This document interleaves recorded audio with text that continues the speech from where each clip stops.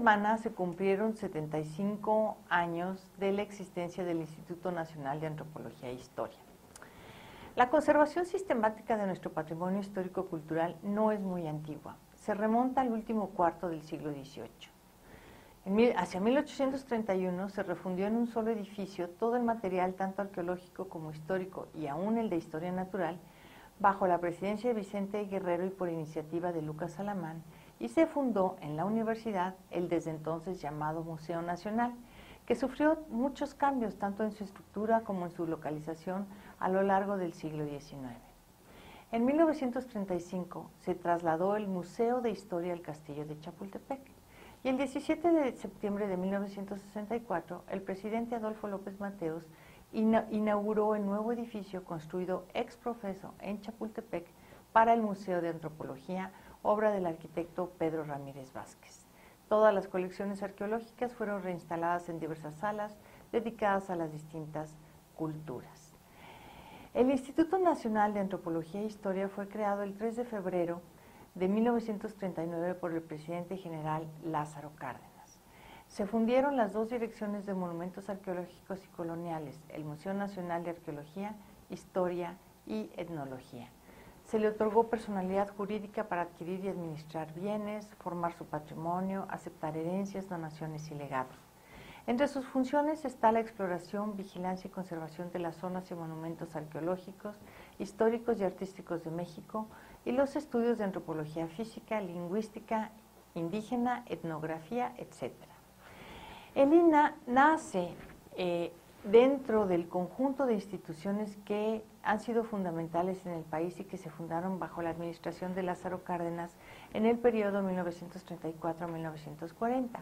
Por mencionar algunas de ellas, hablaremos, por ejemplo, el Fondo de Cultura Económica, por iniciativa de don Daniel Cosío Villegas, se fundó en 1934. El Instituto Politécnico Nacional se fundó en 1937. La Casa de España en México se fundó en 1938 y el objetivo era traer distinguidos catedráticos españoles para que impartieran cursos en México, tanto en la Universidad Nacional como en el Politécnico y en otras universidades de provincia. Sin embargo, la prolongación de la Guerra Civil Española hizo imposible que estos 12 profesores que vinieron en primera instancia regresaran a España. Todos ellos eran republicanos. Y al contrario, México recibió más republicanos, españoles republicanos refugiados en esos años. Y la Casa de España no se pudo ya sostener, se transformó hacia el año de 1940 en lo que hoy conocemos como el Colegio de México. Y el Instituto Nacional de Antropología, de nuevo menciono, se fundó en 1939. Ahora, ¿cuál es el vínculo del Instituto Nacional de Antropología e Historia con San Luis Potosí? Pues el Museo Regional Potosino. Los dos primeros directores del Instituto Nacional de Antropología e Historia, que fueron Alfonso Caso e Ignacio Marquina, fueron fundamentales en el establecimiento del Museo Regional Potosino. Ya en 1874 se había tratado de fundar un museo en la ciudad de San Luis Potosí. La Junta Directiva del Instituto Científico y Literario cedió la Capilla de Aranzazú a la Sociedad Mexicana de Geografía y Estadística para el establecimiento del museo. Sin embargo, la iniciativa no prosperó. En 1947, por iniciativa de varios potosinos, entre los que se cuenta a don Antonio de la Maza, don Joaquín Mid y Francisco de la Maza, se iniciaron las gestiones para recuperar parte del inmueble del exconvento franciscano para dedicarlo al museo. El interés principal fue rescatar la Capilla de Aranzazú, localizada en el interior del edificio. Con la intervención del gobernador del estado, licenciado Ismael Salas, de Joaquín Mid y de don Alfonso Caso, entonces secretario de Bienes Nacionales e Inspección Administrativa, el presidente Miguel Alemán Valdés expidió un decreto en 1949 por el cual se declaraba Monumento Histórico Nacional la Capilla de Aranzazú y sus anexos. Al mismo tiempo, se cedió este espacio al Instituto Nacional de Antropología e Historia para la instalación del Museo Regional Potosino. El inmueble fue entregado y escriturado el 3 de junio de ese mismo año por la Oficina Federal de Hacienda en San Luis Potosí. La fecha fijada para su inauguración fue el 20 de noviembre de 1952. En este proyecto se sumaron numerosas personas de diversos sectores de la sociedad potosina. El gobernador Ismael Salas, el presbítero Ricardo Beanaya, la Universidad Autónoma de San Luis Potosí, el Ayuntamiento de San Luis Potosí, la Sociedad Mexicana de Geografía y Estadística, la Junta Auxiliar Potosina de la Sociedad Mexicana de Geografía y Estadística, el Seminario de Cultura Mexicana. Y como personas particulares mencionamos a Roberto García Larrañaga, Joaquín Meade, la Barrotera Potosina, Urbano Pérez, Manuel Pérez y Hermanos, la Fábrica Ambos Mundos, la Farmacia La Perla, Rafael Pérez, Manuel Gómez y Gómez, el ingeniero Luis F. Aznar, Vicente Cuadra, Guillermo Dávalos Aragón, Carlos López, la Casa Deutz, el profesor José B. González, el profesor Ramón Alcorta, don Octaviano Cabrera y Piña, Moisés Vega y Quejel, Manuel Piñeiro, Fernando Robles, Rafael Endrés y como única mujer, Emilia Rodríguez Lárraga. Ella era hija de Blas Rodríguez, quien había descubierto y resguardado una de las esculturas prehispánicas más valiosas del país, el llamado adolescente huasteco, que se conserva en el Museo Nacional de Antropología e Historia. Otras personas que también contribuyeron fueron Gabriel Echenique, el doctor Antonio de la Maza, Pablo López Irizarry, Emiliano Sánchez Dávalos y el dibujante Luis Chesal.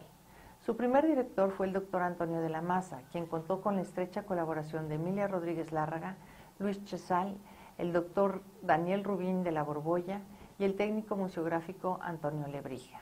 El museo estuvo integrado por dos áreas, arte y antropología. Inicialmente el museo contó con varias donaciones, como las de cerámica huasteca de Joaquín Meade y la del propio doctor Antonio de la Maza de esculturas coloniales policromadas del siglo XVIII. Parte muy importante del museo ha sido la Biblioteca Manuel Muro.